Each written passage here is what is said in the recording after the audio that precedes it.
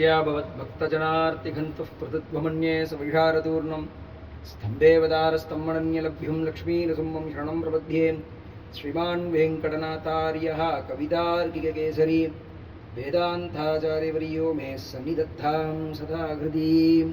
ஸ்ரீயப்பதியான புருஷோத்தமனுடைய திருவடி அனுகிரகத்தினால இன்னைக்கு நம் அனைவருக்கும் ஒரு ஸ்வதீனம்னா சுத்த சத்வமான தினம்.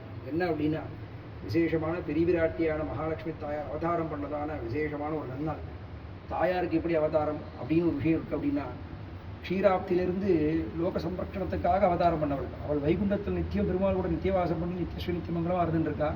ஆனால் லோகத்தை உஜ்ஜீவிக்கணும் அப்படின்றதுக்காக அந்த திருப்பார்க்கடல் களையும் பொழுது அந்த அசுரர்களுக்கும் தேவர்களுக்கும் ஏற்பட்டதான அந்த ஒரு போரில் அமிர்தத்தை களையும் பொழுது அந்த க்ஷீராப்தியிலிருந்து ஆச்சரியமான வஸ்துக்கள்லாம் புறப்பு வந்தது. அதில் மிக ஆச்சரியமான வஸ்து மகாலட்சுமி தாயார். அவளுடைய வாசஸ்தலமான அந்த மகாலட்சுமி தாயார் அங்கிருந்து எழுந்தருளி இன்னைக்கு பெருமாளுடைய வட்சத்திரத்தில் எழுந்தருளினாள். அதாவது எல்லாருக்கும் உத்பவம், அதுக்கப்புறம் ஒரு காலம் வந்ததுக்கப்புறம் கல்யாணம் இருக்கும். ஆனால் தாயாருக்கு உத்பவமான உடனே கல்யாணம்.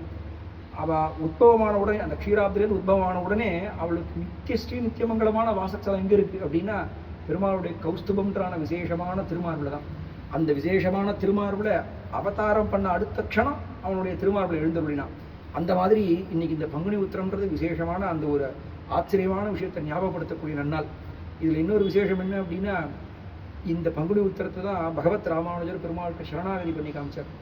அதாவது ஆச்சாரியன்றது யாரு அப்படின்னா, ஆச்சனோத்தி ஆச்சாரா, அவனுடைய அனுஷ்டானத்தை எவனோ ஒரு நன்னா அனுஷ்டானம் வச்சுக்கணும்.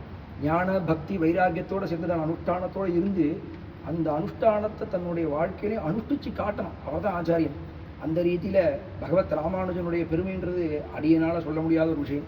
அந்த ரீதியில் பகவத் ராமானுஜர் லோகத்தில் இருக்கவா எல்லாருக்கும் இந்த சரணாகதி மார்க்கம் தான் ஒரே வழி அப்படின்றத அனுஷ்டிச்சு காமிச்சது இன்னைக்கு தான் ஸ்ரீரங்கத்தில். அப்படி பகவன் நாராயண அப்படின்னு சொல்லி ஆரம்பிக்கக்கூடியதான சரணாகதி கத்தியத்தில் त्वमेव माता च पिता त्वमेव त्वमेव बन्धुश्च सखा त्वमेव त्वमेव विद्या द्रविणं त्वमेव त्वमेव सर्वं மமதேவ தேவா அப்படின்னார். நீயே எனக்கு சர்வத்திரமாக இருக்கக்கூடியவன், சகல மங்களத்தையும் கொடுக்கக்கூடிய பகவான் நீயே அப்படின்னு சொல்லி அவன் திருவடித்தாமர்களில் பெரிய விராட்டியை முன்னிட்டு சரணாகதி பண்ணார். இது என்ன விசேஷம் அப்படின்னா, நேராக பெருமாள்கிட்ட சரணாகதின்றது ரொம்ப க்ஷமம். ஆனால் தாயாரை முன்னிட்டு பண்ணக்கூடிய சரணாகதி சத்தியமாக பலிதத்தை கொடுத்துரும். அதனால தாயாரை முன்னிட்டு சரணாகதி பண்ணக்கூடிய ஆச்சரியமான வைபவம் இன்னைக்கு ஸ்ரீரங்கத்தில் எம்பெருமானார் தானே பெருமாள் திருவிழா சரணாகதி பண்ணி அனுஷ்டானத்தை பண்ணி காமித்தனால இன்னைக்கு தான். அந்த ரீதியில் இந்த பெரியவிராட்டினுடைய வைபவமானது இன்னைக்கு பங்குனி உத்திரம்ன்ற நன்னாள் ரொம்ப விசேஷமாக இருக்குது.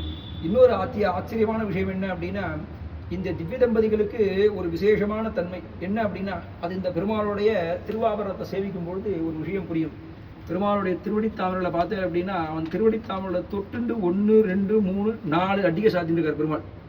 இந்த 4ஆவதுல பார்த்தேன் அப்படின்னா மேலே கௌஸ்துபம் இருக்கக்கூடிய மகாலட்சுமி தாயாரோட சேர்ந்து இருக்கு. இது இந்த 4 வேதங்களையும் சொல்றது. இந்த 4 வேதத்துக்கும் அதிபதியானவன் யாரு அப்படின்னா, அதாவது இந்த கடைசியா திருவடியை தொட்டுன்னு இருக்கிறது இந்த லோகத்துல நமக்கு அஜ்ஞானியா இருக்கக்கூடியதான ஜீவன் பிறக்கிறது. அதுக்கு மேல இருக்கக்கூடியதான பதக்கமாகப்பட்டது ஆச்சாரிய சம்பந்தம் ஏற்படுறது. அதுக்கு மேலே இருக்கக்கூடிய சிகப்பு அந்த ரத்தினமாகப்பட்டது நம்மளுடைய பாவங்களை எல்லாம் பஸ்பமாக்கக்கூடியதான விசேஷமாக இருக்குது. அந்த சிகப்பாக இருக்கக்கூடிய அக்னி அது என்ன பண்ணுறது அப்படின்னா, நம்மளுடைய அனாதி கால பாப விசேஷத்தை சரணாகதி பண்ணவாளுக்கு பஸ்பமாக்குறது. பஸ்பமாக்கினவனுக்கு என்ன சுவாமி விதி அப்படின்னா, அதோ அந்த இடத்துல திருமாமகள் ஆச்சரியமாக எழுந்திருக்கார் திருமார்பில். அந்த திருமார்மலை சேவித்து இன்னமுத திருமகள் என்னவரை முன்னிட்டு எம்பெருமான் திருவடிகள் அடைகின்றேனேன்னு சுவாமி தேசிகன் சொல்கிற மாதிரி இங்கே இருக்கக்கூடிய ஜீவன் அவனுடைய திருவடி சம்பந்தம் ஏற்பட்டோன்னே ஆச்சாரிய சம்பந்தம்ன்ற 2வது பதக்கத்தை பார்த்து சேவிச்சுக்கணும். 3வது ஆச்சாரிய சம்பந்தம் கிடைச்சோன்னா என்ன ஆகுது அந்த பிரபண்டனுக்கு அப்படின்னா, அவனுடைய எல்லா விதமான பாவங்களும் பெருமாளுடைய கடாட்சத்தினாலையும் தாயாருடைய கடாட்சத்தினாலையும் ஆச்சாரியோட அனுகிரகத்தினாலையும் அந்த சிகப்பு கல்லை எப்படி சொல்லிக்கிறதோ அந்த மாதிரி பஸ்பமாகிறது.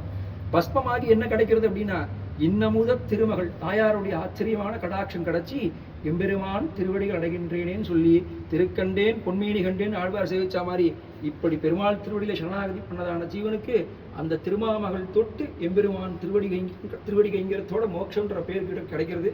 இப்படி இந்த ஆச்சரியமான இந்த திருவாபரணத்தை சேவிக்கும் போது நமக்கு தோன்றது, கீழேந்து மேலே சேவிச்சுன்னு வரும்போது பார்த்தா திருமார்பு கடைசியாக மேலே தாயார்கள் இருக்கா, அதுக்கு மேலே பார்த்தா பெருமாளுடைய திருமுக மண்டலம் தான்.